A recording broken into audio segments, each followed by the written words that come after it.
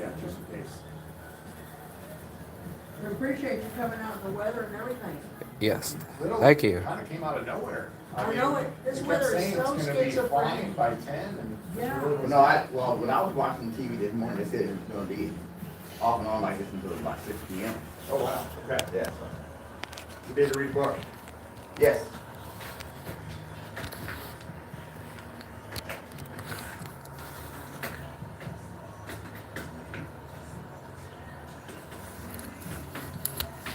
I had to work this morning, Shiloh, so I see you sent me something. I haven't had a chance to watch it yet, but I will afterwards. Is that Oh. your latest video? Yes, sir. Oh, okay. Yeah. So how were things this week? Oh, pretty good. How about you? Good, other than, me dealing with, this, I had an abscess last week, so this side was really, Yeah. Oh, yeah. Yeah. How'd that happen? don't know. Well, I have a bridge up here on this side, and they think something got under it, Yeah. Thank you very much. but, of course, now they wanted to, now, we can cut the bridge in two and pull that tooth and, Yeah. but now that it's okay, I think I'm just gonna Yeah. treat myself and, Yeah. Yeah. yeah. Yeah.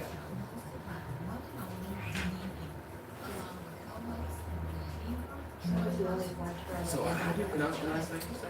Vereecke. Think of it, rhymes with freaky. Okay, That's Vereecke. everyone in my high school. Oh, okay. Gotcha. Vereecke. Yeah. Nice. A lot of unnecessary E's. Gotcha. So But that's Vereecke, is that, okay. what language or culture would that be? It's Belgian. Oh, okay. From like the Dutch side of Belgium. Oh, okay, okay. Okay, that's, You know, I was in London 80 million years ago, and, Belgium's just right there. Yeah. And as a matter of fact, it's one of the more friendly places you can go to, in my opinion. And I failed to go there, but you never hear enough about Belgium unless they're talking about chocolate. Yeah. Other than that. Chocolate bike riders. Yeah. Yeah, other than that, you never hear about it. So, but, I guess, in the scope of things, it's probably good you don't hear a lot about them, because that means that they're not causing a lot of world chaos, Yeah, we could use a little more under the radar. Yeah, yeah, As of late. were all those questions all right? Were there any that were not okay? Everything's great. And just talk as much as you want. Okay. There's not gonna be any, oh, you gotta stop now or anything like that, okay? Feel free. I would draw the microphone closer to you. Okay. And please talk loud. Yeah, it's gonna Be be about 4 fingers away. about 4 fingers. Yeah. Okay. And at the very end, you can let us know how to contact your organization. Okay. Yeah, for those that need to contact.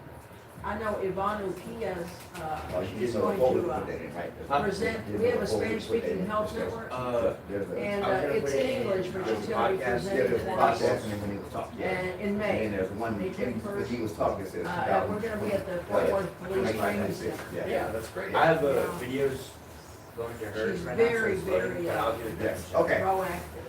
And I've seen her do all her presentations in Spanish and English, very good. Yeah, she's a great asset that we have with the You've got foundation. some good staff there. Oh, yeah. Yeah, well, especially with as difficult as this work is, to have people who are that dedicated.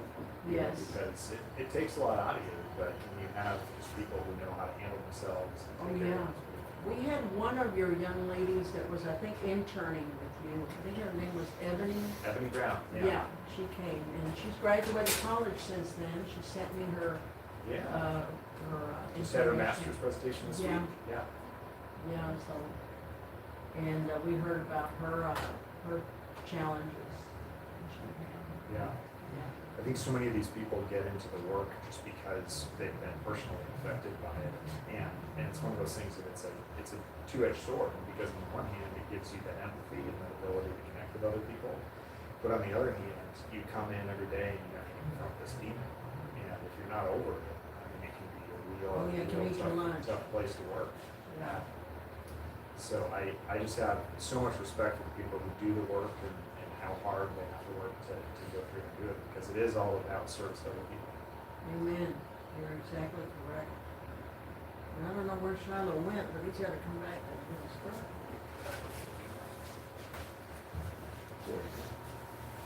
Oh. Oh, thank you, Charlie. Mm-hmm. Oh, do you remember, when we gave Shadow the second invoice, what period it went up to, because I think it's time to do another one. I don't remember it, but I can look on my records. Yeah, let me know, because I think it's time to do another. I was telling Dr. Cruz yesterday, I think it's time to do another one. Okay, yeah, I'll look on my records Okay, before she does that, please. okay. Thank you. Yeah, thank you. Okay, all the technical difficulties. This is not one that we're talking about, but what I want to send Dr. Clemens is a log of everyone that we've interviewed. Yeah. So she knows all the different folks that we've been blessed to have had. We've had Dr. Opal Lee, we've had college professors, we've had city council folks. We've been blessed that we have a lot of community support. Yeah, Yeah. yeah. Her granddaughter came on, and the Opal's granddaughter. Yes, yes, and she's now running for Congress. She won her primary, and so Dion Sims. And Yeah. so she's running for Congress out of District 8, I think, and it doesn't, it was one of the redistrict, districts. Yeah. But, she pulled out the primary, so it all depends on who shows up to vote on any given day. Gotta get out there and vote.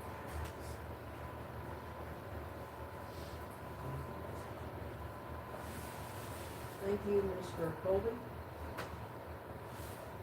We'll do the rest next week. Or go ahead and take the one we do today. Is that all right? Will it fit on the flash drive? Yes, okay.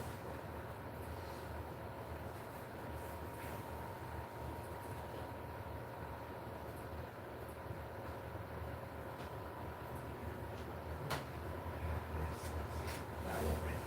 Huh? Now it won't ring. Alright. Sorry, let's do my check real quick. We'll do green first. Hello, hello. How are you doing? Perfect. And then we'll do red in the middle. Test, test, test. Keep talking. Test, test. Checking in, checking in, checking in. Yeah. And then we'll do yellow. Did I have a talk with you? Perfect. Well, that puts us to shame. Here we go. Oh, it could get worse. Just, be glad it stopped. He sings well, fortunately. But they have broken out in song everywhere, where we had a choir going from here to there, and I'm going, oh God. I do great as backup dancing while the songs Yeah, are being yeah, sung. right, yeah. Alright, y'all ready? Ready. Yes, sir. Yeah. Alright. Going live.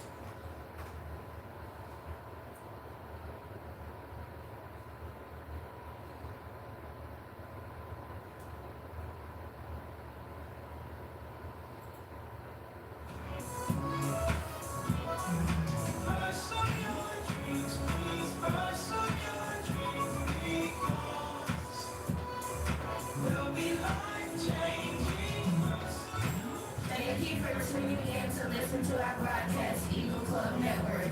We are the future emerging and aspiring global leaders and entrepreneurs from the Dallas-Fort Worth, Texas Metroplex, who are a part of the Future Leaders Outreach Network. Pursue your dreams, Eagle Club Project. The program, supported by the Family Youth Services Bureau, is developed to teach evidence-based teen pregnancy prevention curriculum that teaches middle and high school students to set boundaries from drugs, alcohol, violence, bullying, and all premature sexual activity. Also, parents and other adults can attend our Parent Involvement Network workshops. We thought you ought to know. Our slogan is leaders are like eagles soaring to reach the top. So grab a pad and pen and be ready to write down some valuable practical principles and promising practices that will encourage, empower, cultivate, and motivate you to soar like an eagle to the top of the summit, the highest point to reach. We thought you ought to know. And now, the Eagle Club Network broadcast.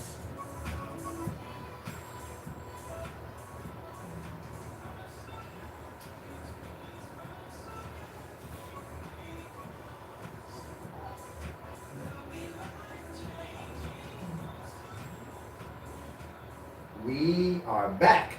This is When Eagles Talk, the weekly radio broadcast and podcast here on the Fishbowl Radio Network, put on by Future Leaders Outreach Network.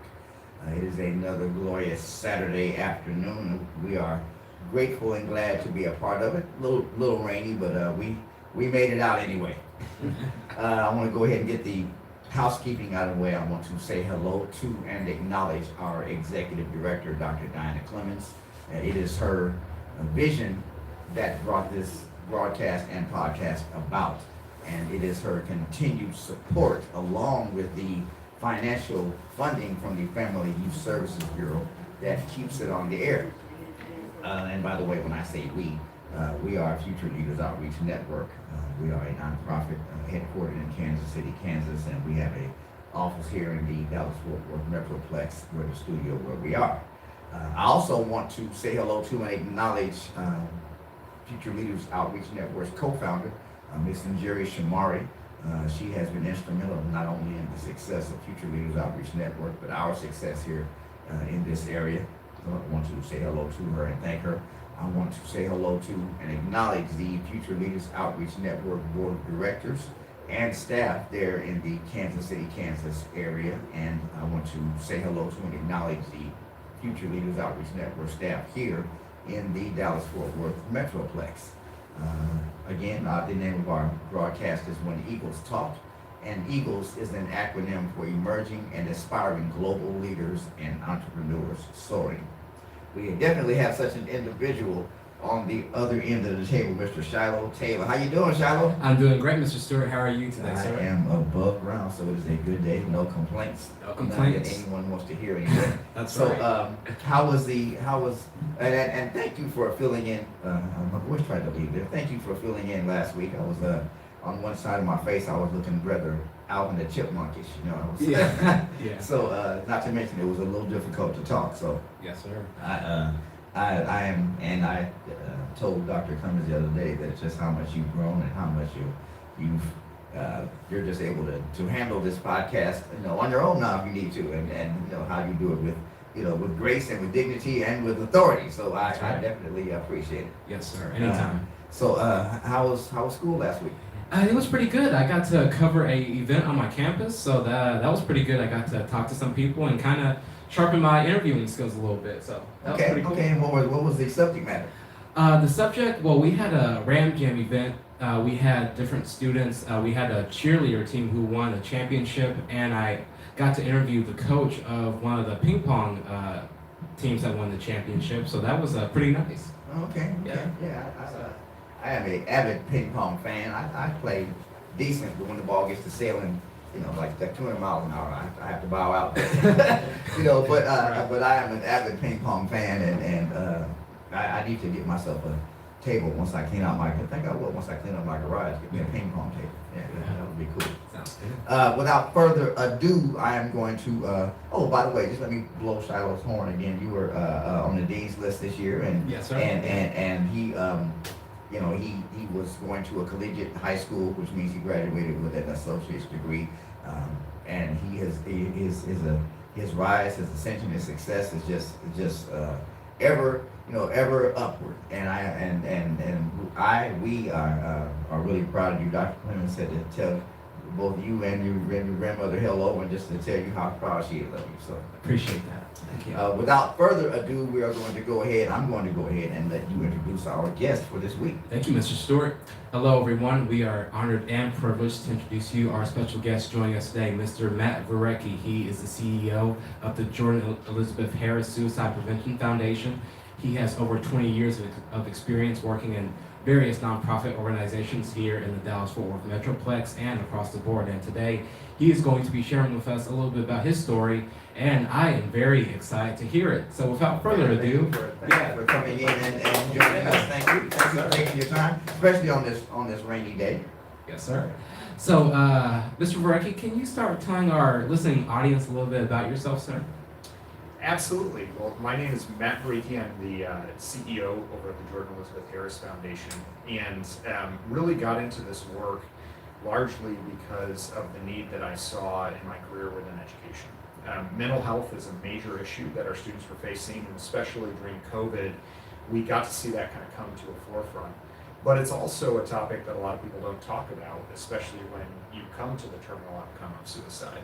And so for me, I really got tired of telling parents there was nothing anybody could have done. I was really tired of seeing teachers who were frustrated with the idea that we weren't providing them with the kind of training that they needed.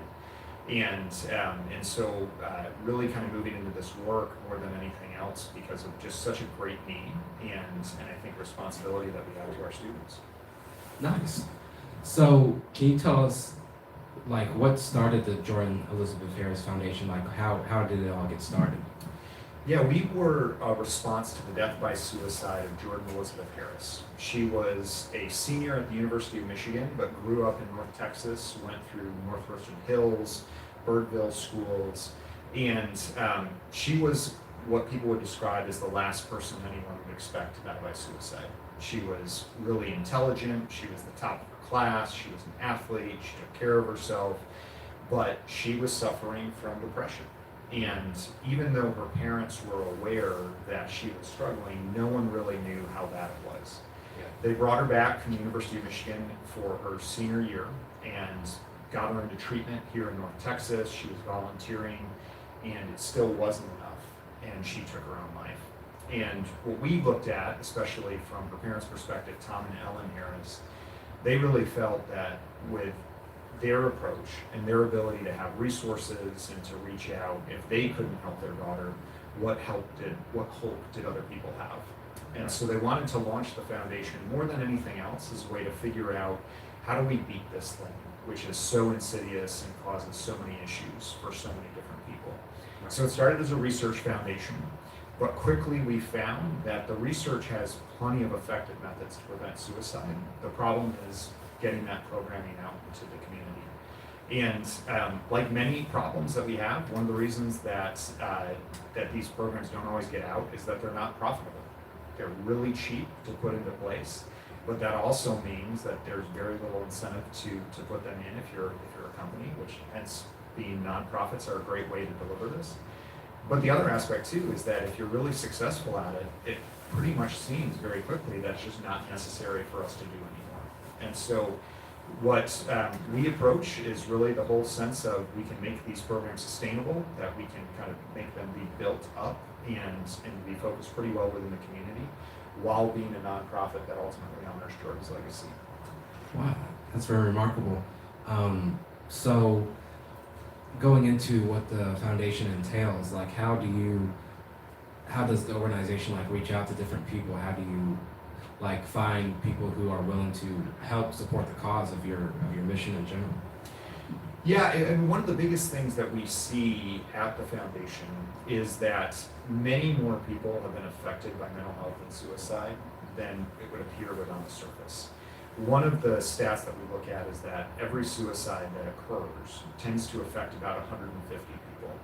There are just in Tarrant County about 300 to 325 suicides per year, and that's been going on for decades upon decades.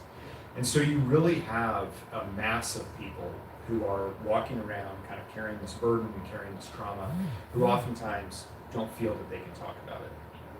So the truth of the matter, I think, in terms of finding people who want to support the foundation, is really more about kind of providing a space where people can share this kind of deep in what they see as like a dark moment in their own lives. We have an annual luncheon where we bring about 1,000 people together, and the thing that most people talk about after the luncheon is just how many people that they didn't know had the same experience that they had. We often find people saying, well, I've known you for 20 years. I had no idea this was something that affected you. And those elements, I think, kind of allow us to kind of build this element together. The other part that we see now, especially is talking about mental health has become more normalized.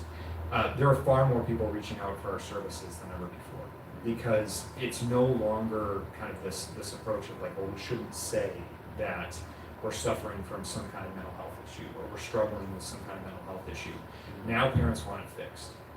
And those elements kind of allow us to better respond within the community. There's still stigma. You know, we still have schools that are worried about what people will say if we put these programs in. There's still political headwinds that we sometimes face. But for the vast majority of people, they agree that it is a tremendous tragedy if a child loses their life. And especially with something which is as preventable as suicide, it becomes something which we're able to respond to much better.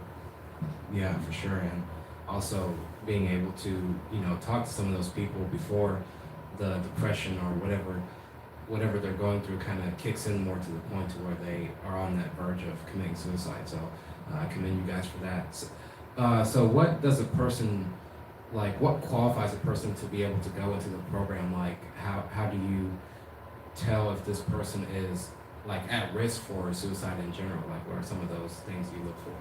Yeah, that's a great question, and this is a really, what I would say is a really sticky problem.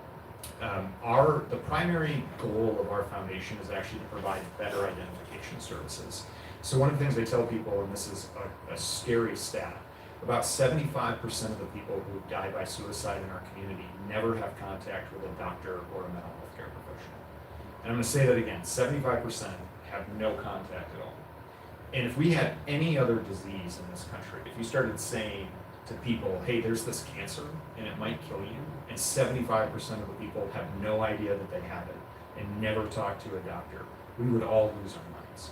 We would be changing everything that we do about this in terms of making sure to get screening and testing. But that's really the reality that we see with these mental health issues. And so our big part about this is just kind of increasing what are the screening tools that we can use. But the problem, and where this becomes kind of a really thick problem, is a lot of the issues that cause people to go into depression and suicide are things that we all face. It may be a death in the family, it may be the breakup of a relationship, it may be a change in job status. All of those elements we all go through. It's just that there's a certain segment of the population that responds to that differently. And so when we work through these screening aspects, part of what we're just trying to do is to get people to really kind of understand in a different way how we need to interact with each other. And one of those things that I would talk about is we all move through spaces and we'll say to people, like, how you doing?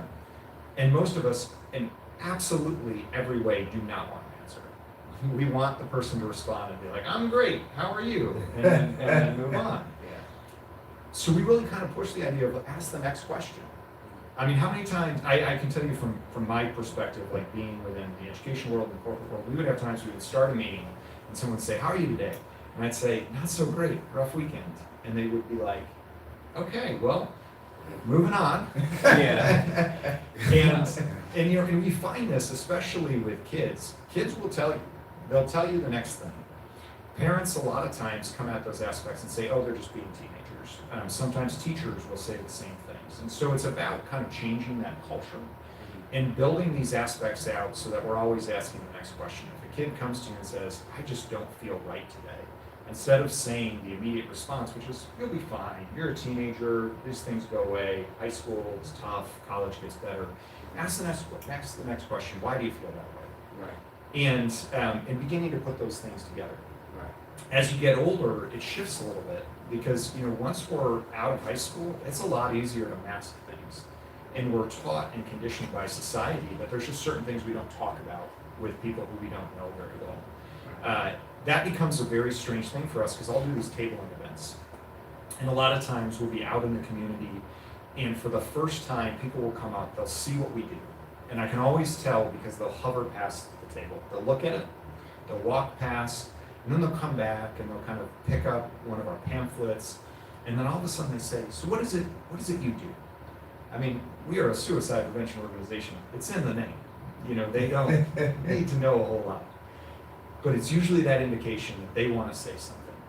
And for many people, a total stranger who they know from nobody, are the first person that they'll say, I've really had these thoughts. I've thought about these things, my family's thought about these things, I lost somebody, I couldn't talk about it. And we just don't have those spaces to talk about it. So what we again are trying to do is set up that identification piece, but then make sure that once people are identified, once we say, I got a bad feeling about this, there are places where they can get intervention and they can get treatment. And we are so fortunate in the DFW area.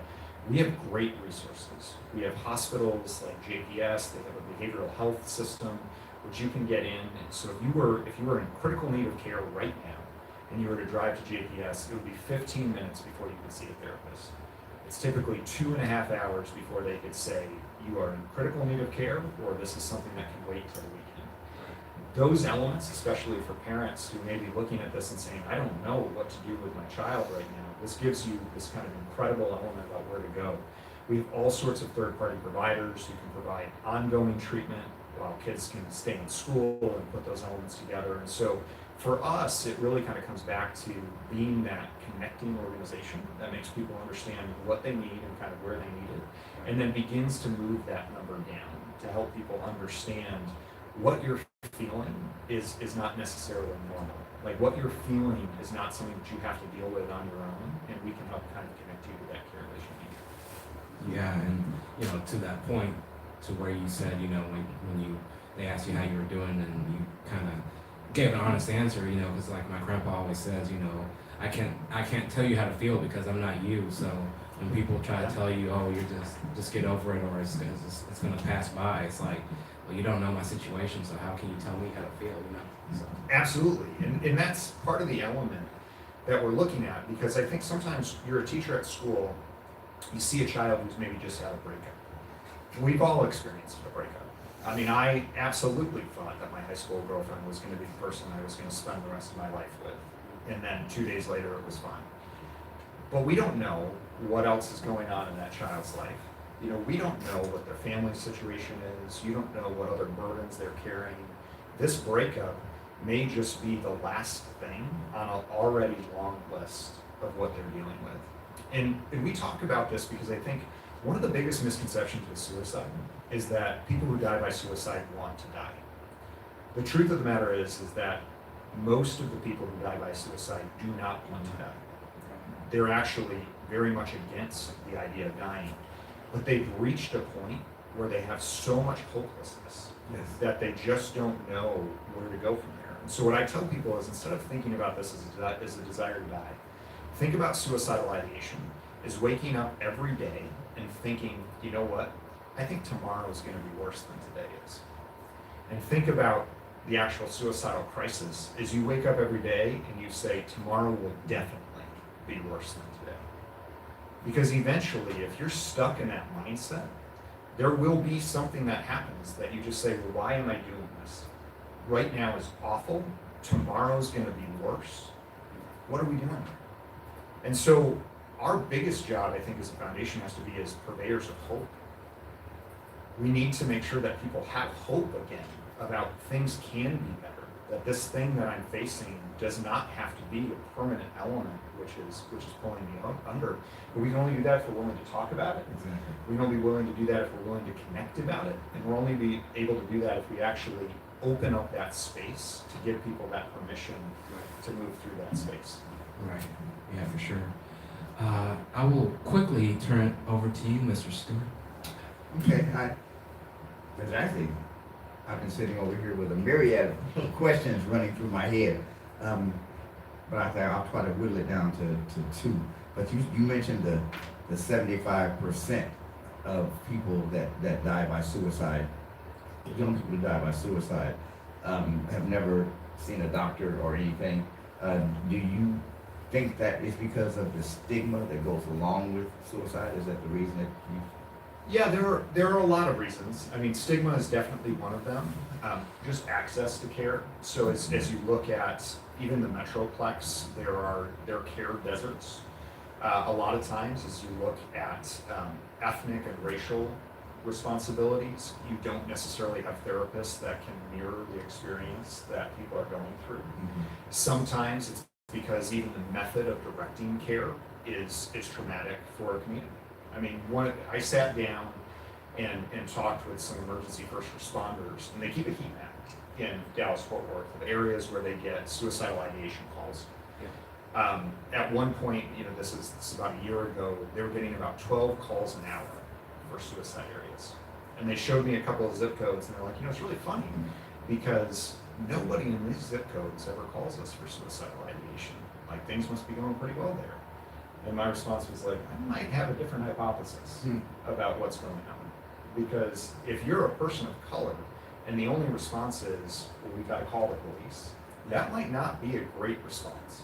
Right. And if their only options are we can arrest you, or we can let you go on your own recognizance, like, well, how is that? So even just the approach that we take to mental health care is really problematic. A lot of communities don't know about the resources and the access that we have, so I think that's another element. And then finally, too, how these behaviors show up, especially for kids, a lot of times just looks like normal kid stuff. And the number of things that we see, one of the programs that we actually put together is a peer-to-peer program. And we train kids to say, when your friend tells you something, this is how you can get them to care. It doesn't have to just be the parent's responsibility. Yeah. You know, friends see this as well. The number one indicator that we see for a student who's thinking about dying by suicide is they post online, I intend to take my life. Like, I would love to say that our identification programs are like really subtle and kind of help students with those things. The truth is, most of this isn't subtle. It's just that they're telling their parents, they're telling their friends in ways that they can't always hear. And so, so that's really the biggest element that we see in terms of, I think, the prevention of care, is that the student believes they're being clear, the student believes that they've told their parent everything they need to say, and they just haven't. And we know that to be true because honestly, if any parent thought for a second there was a risk of death for their child, they would stop at nothing to make sure that they fixed that element and that they got that taken care of. But it doesn't always work that way. Okay, I gotta ask two more. Yeah. Sorry, because you just said something. But so what is there among youth? Is there an age range where it happens more than other age ranges, or? Yeah, 14 to 18 kind of nationally is what we see. Now, I have some good news about all of that, which is Tarrant County currently has one of the lowest youth suicide rates within the country. We have been seeing, as our programs have continued to expand and as our partners have continued to expand their treatment options, the numbers drop really significantly. So if you go back to 2022, we were seeing about 23 deaths every school year. Last year, in the 2024-2025 school year, we saw 4. We're in a position where we're seeing this decline occur very, very much across all of these areas. The sad part is the youngest suicide that we've had in Tarrant County is 10, and we get poison control calls for 6 and 7-year-olds. And so this is something which is affecting at a much, much different level. So 10 really to 18 is kind of that group that we worry about the most. This year, it's been primarily students between the ages of 15 and 17, but then we see another huge spike in people ages 19 to 30. So 19 to 30 makes up about 30% of deaths that we see in Tarrant County. And then every 10 years from that point on is about 15%. But still way too many young people. Yeah, as we yeah. continue. And I guess I can still keep it to the last one. Good. But you had said that and I agree that if a parent really knew that their child was going to commit suicide or acknowledged, we use the word acknowledged, that their child was going to commit suicide, that they would do whatever they could to stop it. I agree with that. I guess my question is, when you said that the child, in their mind, have done everything that they know to do to communicate where they are with their parents, do you think denial of the parent falls into that at all? Because I'm just sitting here thinking about myself as a parent, and I'm thinking, when my child came to me for help, did I just rationalize their pain through my own experience and say, and kind of go into a denial, because parents tend to identify with success in parenting by the fewest number of problems that the child has. You know what I'm saying? Yeah. So I'm just wondering if because of that, do you think denial plays into that? Well, I think it's a really complex problem. And one of the reasons that it's really complex is that for most younger adults, suicide is a very impulsive act. Yes. So what I mean by that is that if you go from the time a student says, I intend to end my own life, to the time that they take action, 50% of those cases will occur in 10 minutes. Wow. If you go out to 1 day, you're now up to 65% of the deaths. So there's an element about this, which is, even if you're an incredible parent, even if you're right there, even if you're a part of this happens real fast. And so in those situations, there's really not much a parent can do except making sure that everybody in that child's life is trained in terms of how to respond and what to come back with. And that's why we look at peers. Because that 15-minute element, it's probably not going to happen between 9 to 5, right before you have an appointment with a therapist. It's going to happen on a Friday night at 9 p.m. And you're going to need to know, what do I do? And like any other crisis, you need to have that plan in place before it occurs. You just need to know how to respond. I do think that there's an element, again, with parents as they look at this, and I don't know if I would go so far, just because, again, every year we have 23 parents who are losing kids. I mean, for them, this is the worst moment of their life, and to hear that you could have done something differently, I'm always very careful with that, because Yes. I just think we have to be so careful about how we're supporting them.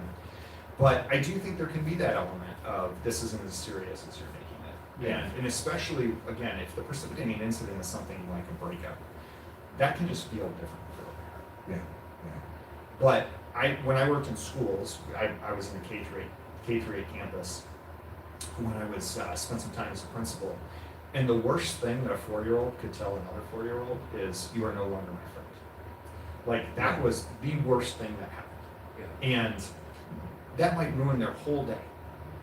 And part of that is, they've been alive for 4 years. I mean, like, a month is a very significant portion of their lives. Yes. The idea of, like, I'm not going to have friends, all of a sudden this is like a day, like, really matters. And so I just think it's really important that context is really key with this. And everything else that's going on in that child's life is really important. Is there alcohol involved? Are there drugs involved? I mean, under 18, what we typically see is the comorbidity is that they took alcohol or drugs 80% of the time in 24 hours before they died. So, those are all elements that we have to put together. The same thing with adverse childhood events. I mean, if they've had trauma that they've dealt with, you're much more likely to die by suicide. But we don't kind of take that risk-adjusted approach. And that's what I always kind of try to look at with parents, is help them understand that, yeah, this might be fine for a lot of kids. It might be fine for 99% of kids. But if you've got the deck stacked against you, if you've had a lot of things already happen in your life, this might just be the straw that broke the camel's back. Yeah, I know we were interviewing someone a few weeks ago who said she was close to committing suicide, but she ended up not doing it, thankfully. But the question is, like, how can someone get to that point to where they want to end their lives? Because it's like, they know if they do, they're gonna hurt a lot of people, or a lot of people are gonna be affected. So why would you want to even put yourself in that situation without looking for a way out? I mean, that's just perplexes me. Yeah, there's three components which kind of lead people to die by suicide. And one of the components is this idea that no one understands me and I don't have a tribe. Yeah. The second component, and this is the one that we see really happen most within the community, is the idea that I'm a burden to those around me. Yeah. What we find over and over again is that people don't actually conceptualize it, that they're going to hurt the people around them. What they believe, and strongly believe, is that everyone will be happier when they're not there. And so when you start to hear people say things like, well, you'd be better off without me. I wish that you didn't have to deal with my problems. I'm so sorry that I'm such a burden on you.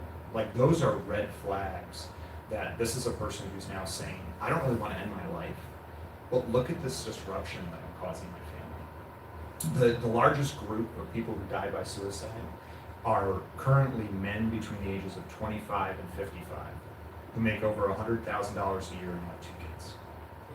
They're doing this a lot of times because they don't feel that they're being the father that they're meant to be. They're feeling like their wife would be happier if they weren't dealing with their depression all the time, that their kids would be better off with other people. In fact, some of the survivors I've talked to have said exactly that. He said, you know, I went into this and I didn't want to die, but I just kept thinking, I can't keep putting my wife through this. And I kept thinking, I can't raise kids who are going to have to deal with the things that I'm dealing with as a 30 and 40-year-old. It's so unfair for them. And if I'm just gone, she'll find somebody better and she'll remarry and my kids will have a better dad. And I mean, that stuff is heartbreaking because when you're looking at it from the standpoint of like, it's this warped love, I mean, like, it's a totally different aspect. It's not as selfish as people think, but that's so much more insidious for us to deal with because you're sitting down with somebody and you're saying, are you thinking about your family? And you're saying, yeah, I am thinking about my family. I think this is going to be best for them. And, you know, and that's really where I think, you know, we have to have a different understanding because how you prevent that is not saying to somebody, think about your family, think about all the people you leave behind.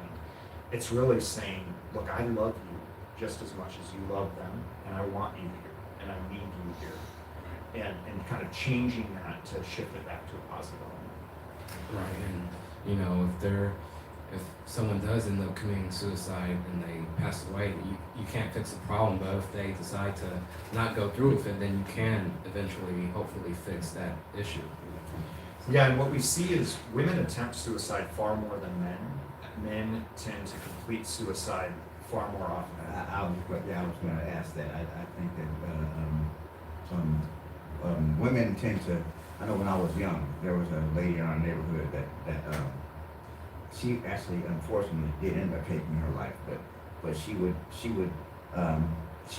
laid on our front porch twice after slitting her wrist, and that was a cry for help me, find me. You know, I didn't understand that at first, but that's what it was. It was like you were saying earlier, I really don't want to do this, I just don't see another way.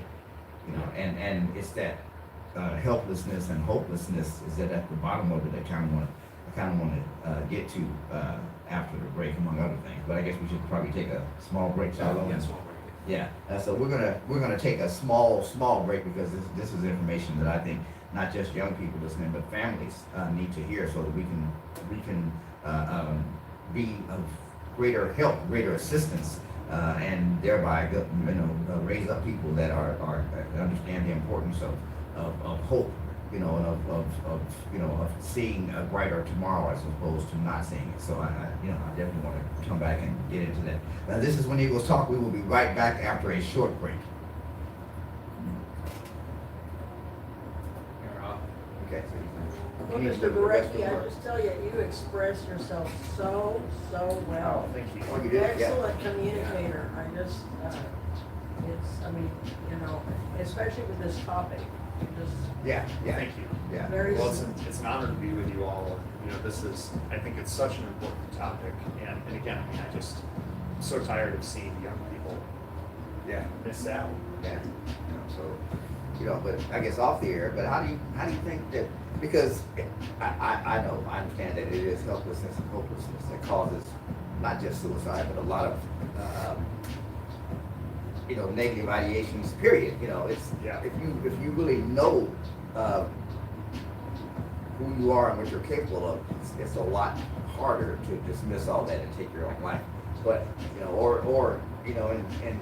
and I guess the other side of suicide is a person is so depressed and warped that they'll take someone else's life, because that's the other side So of you the see coin. so many murder suicides happening. Yeah. About 90% of school shootings have a suicide component, and about 85% of mass shootings overall. I mean, it's one of those things you want to prevent this kind of mass violence. You do want to share that on air, Mr. Stewart. Yeah, definitely. Yeah, we have, part of this too is, it's not enough just to do the prevention, you also have to build people up. So like we work with researchers all over the country. One of them, her name is Jasmine Brooks-Stevens. She's based out of UC Berkeley.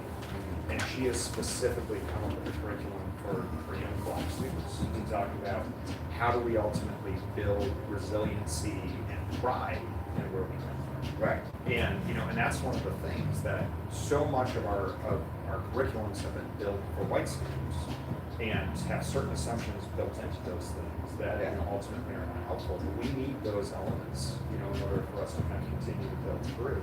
And that's where we try as a foundation to make sure we're meeting people where they're at and not trying to put that on. But in both,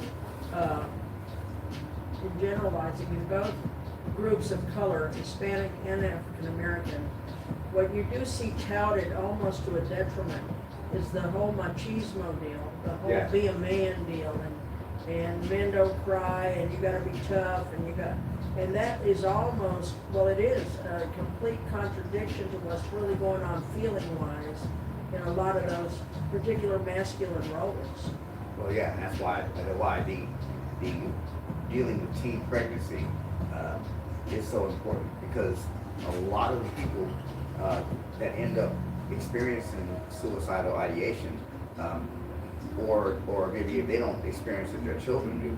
At least I've seen in the Black community, I know I've seen it, is that they, people have children young and they're not equipped to deal with it, and that causes depression in them that they end up passing on. And like you said, when you're 4, the world is just it's you think it's wonderful, and then you start seeing all this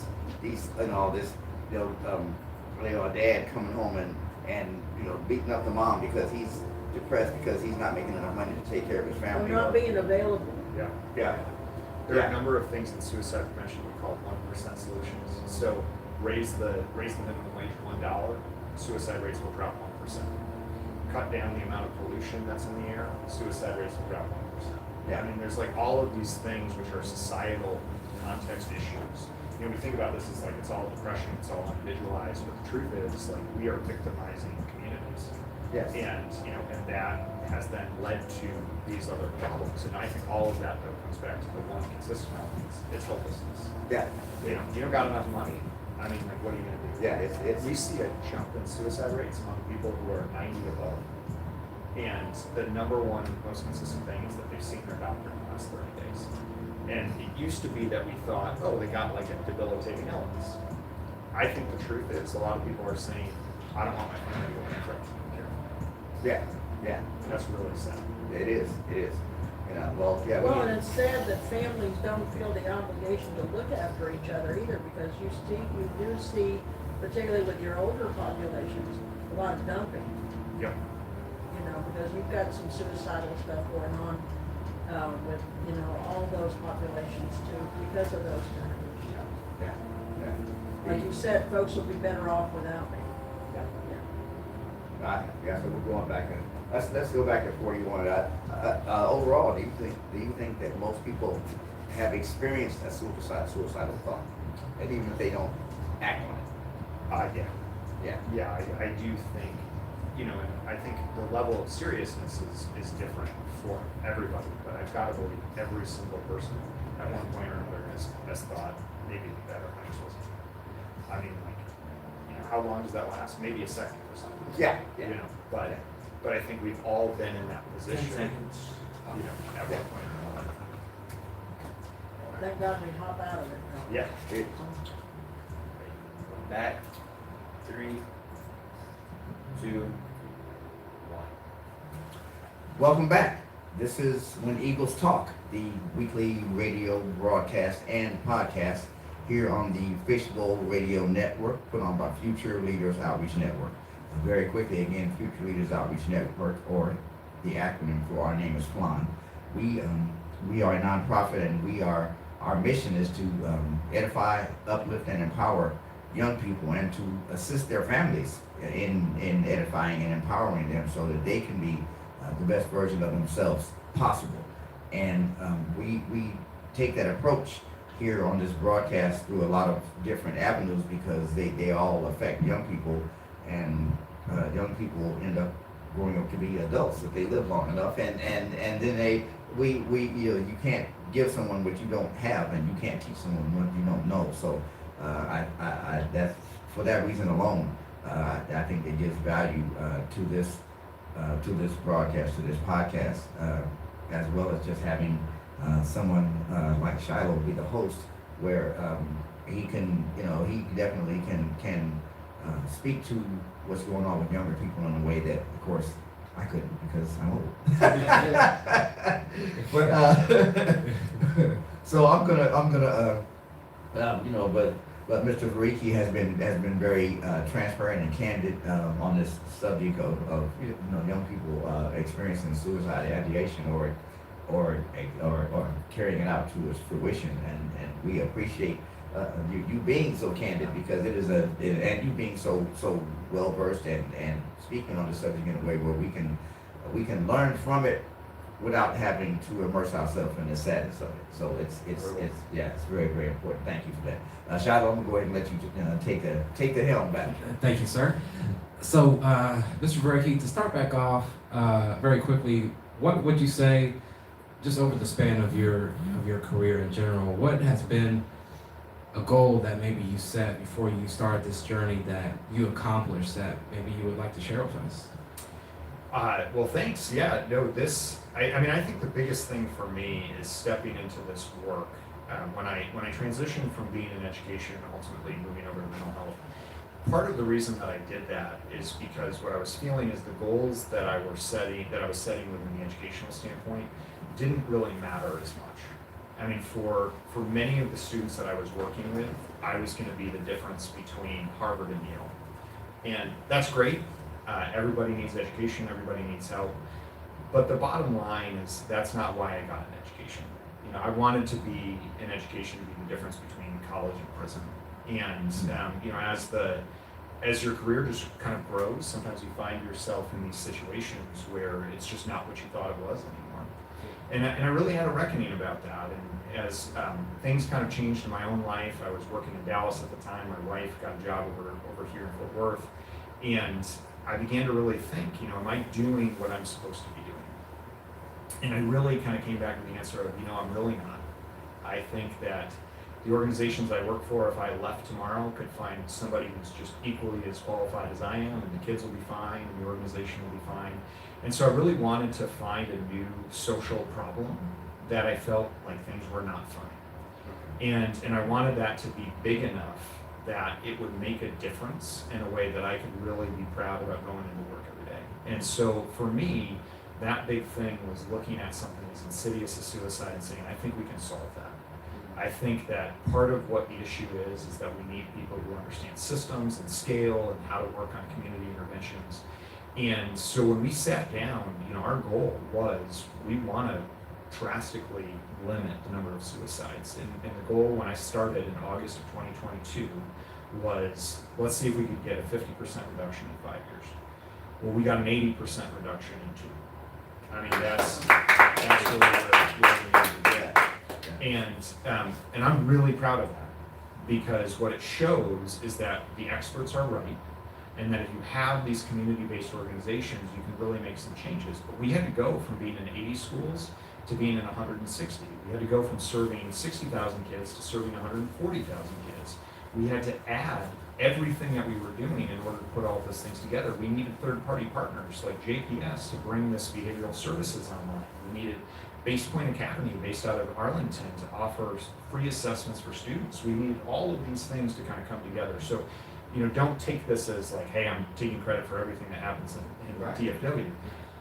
But it is one of those elements of like, we have to celebrate wins, and we have to show people that these big, sticky community problems can be solved. And that's one of the reasons that we went after youth first, because we need to show that if you punch a bully in the mouth, they back off.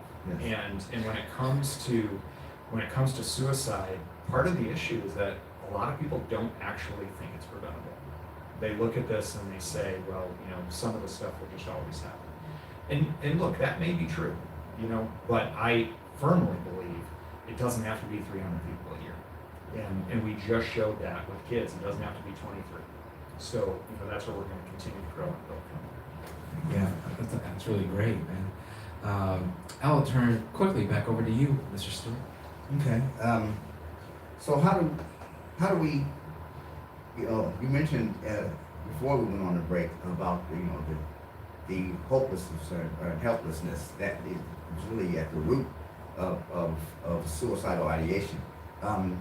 How does your nonprofit and your community partners, how do you approach that issue? Because you really have to approach that to kind of.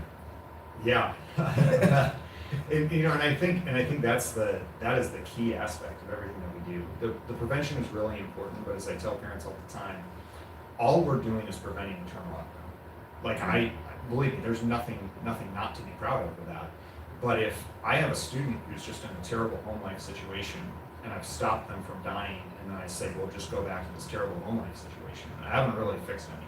No. And our job should be to alleviate suffering.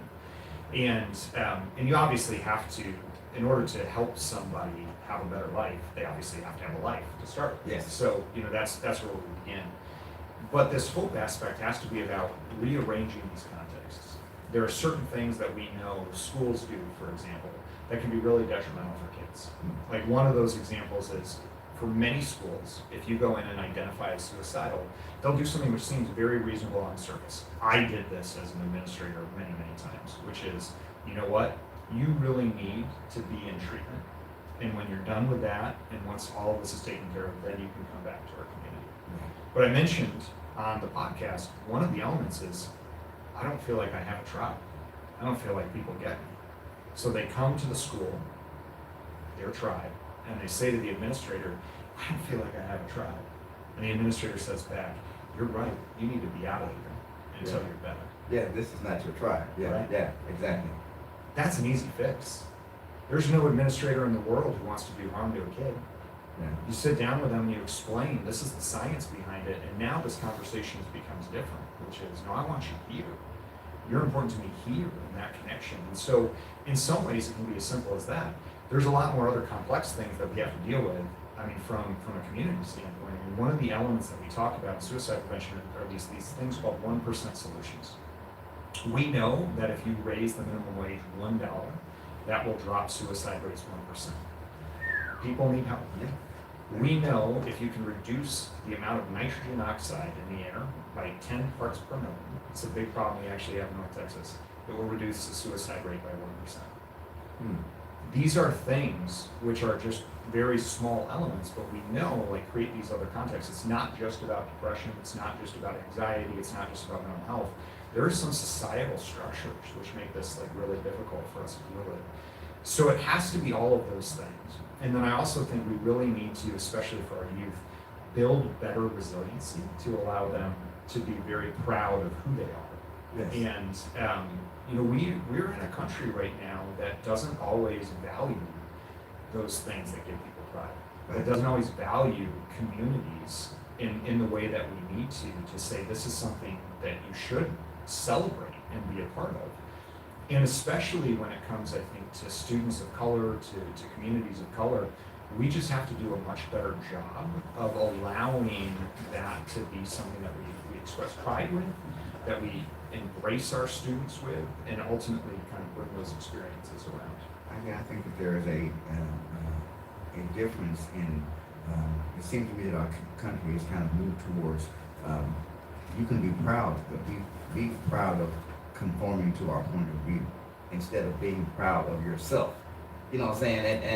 And that is, it is the status quo in a lot of cases is where the hopelessness comes from, because they don't feel like they fit in the status quo, and the response is, well, get in line and agree with us and you'll be okay, Yeah, and I think especially for kids, when we talk about having a tribe, it may be that you're transitioning from an element of you don't fit in with your parents anymore, you don't necessarily fit in with your peers anymore. Right. And what does that mean? I didn't grow up in Texas, I grew up in Michigan. And it is one of those things of when I go back and visit my parents now, we don't connect ultimately on kind of the same level. Now this is a silly example, but my mom came down to Dallas for the first time and she said, "You have trees." I was like, "Yeah, it's still part of America." And Yeah. we got a Target over there too. But that it's just a different experience that she had, and it creates this really small. Again, this is a trivial example. This small element of my tribe has changed. Yeah. And I think all of us have gone through that. I mean, the experiences that people have felt pre-COVID, pre-9/11, how you grew up, all of these things are now different. And so we need to honor that space and understand that the world our children are growing up in is different from how we experience it. Yeah. And make sure that they have those tribes in a way which I think a lot of times we're just not able to do right now. Yeah. Go ahead, Shiloh. But that was thank you. That was a powerful answer. Yeah. Yeah. So, Mr. Vereecke, because you were talking about young people being proud, of themselves, and for me, sometimes I wish I wasn't as tall as I am because sometimes I feel like I may intimidate people, but in that regard, how can young people be just proud of who they are just in general? Like how would you tell them how to just be, I guess, proud of who they are and how just Yeah, so I'm 6'6". I also wish I was shorter sometimes, mainly because pants are very expensive. I get where you're coming from. Yeah. I think everybody has to eventually become comfortable living their own skin. And we all start off, especially at a young age, and we want to be our parents. And then eventually we get to the part where we don't want to be like our parents at all. And I hope that we can kind of come through this equilibrium of eventually understanding there are really great things about our parents, there are limitations to our parents, and taking that to kind of an integrated standpoint of our understanding allows us to kind of move forward. But it's real easy for me to say that because of my background and the experiences that I had. I think it's an incredibly much more difficult thing to do if you're growing up in a zip code where the expectation is not that you're going to go to college, is not that you're going to become a lawyer or a doctor. Those things change, and it can lead to resentment and various other things that come on. And so I think it's really important that we continue to provide people with the best examples, that we give them every opportunity, that we're not predetermining just because of the zip code you're born in, what your outcome is going to be. And if we can do those things, I think it's a lot easier for students to kind of overcome some of those elements, to find the tribes that they need to find and to move on through that. But this is, again, it's a really sticky problem because we need the communities that are ultimately suffering to determine what that's going to look like for them. I mean, I can tell you what it should look like in a middle-class neighborhood in Michigan, because that's my experience. Right. I've got other members on my team who grew up in various areas of Fort Worth who would say, it needs to be different. Yvonne Gillis, who's on our team, she actually works with all of our Hispanic families, and her approach sometimes even comes down to language, where you're going to have a student who doesn't speak Spanish, you have parents who do, and how do you kind of navigate through those elements, and each one is pretty unique, and so it's pretty important for us to kind of get those things together. Yeah, for sure. If you could give advice to your younger self, what would you say to him? Don't worry so much. I was a very high anxiety kid. I was constantly worried about what other people thought and how other people viewed me. And I would say now I kind of lived in this macho-centric world. I just assumed everything was about me.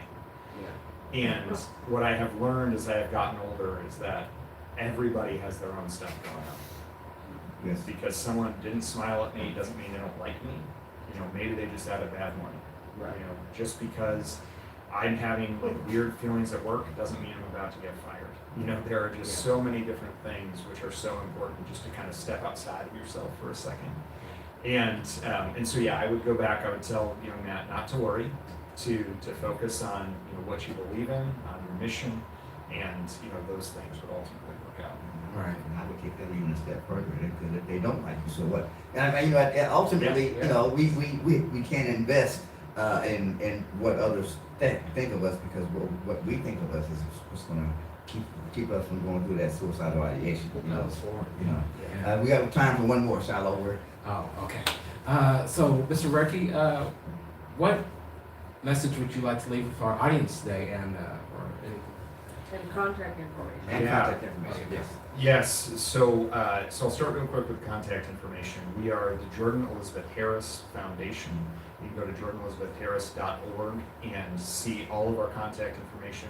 My information is on there. You can see the programs, where we operate, how we serve, and how we get together. That is the best way to find us. You can Google Suicide Prevention Fort Worth. We're going to be the first thing that's going to pop up for you, and you can put those things together.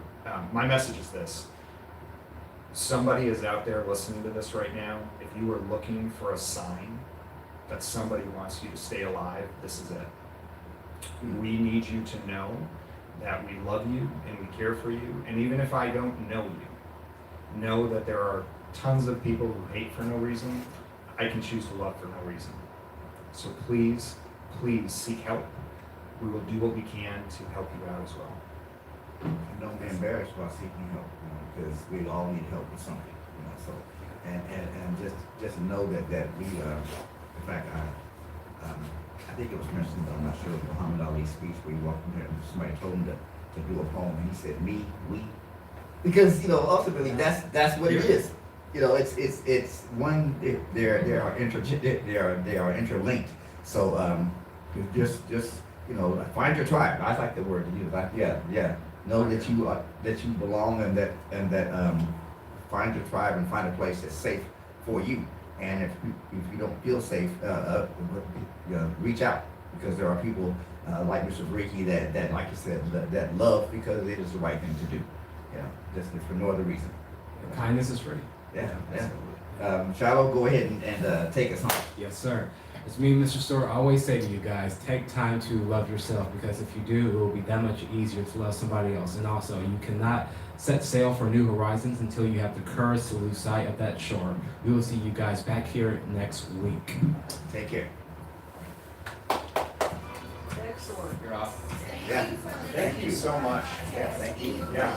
We're gonna take a picture out here. Yes, sir. Happy to share. And thank you for being so accommodating. Oh, of course. I really appreciate that as well. And you too. Mr. Vereecke, we're gonna take pictures out here. Okay, I saw a card because I just ends up having, we're trying to attempt to do the same thing, maybe two different arenas, but we're attempting to do the same thing. So, maybe, just, think of a way that maybe we can assist.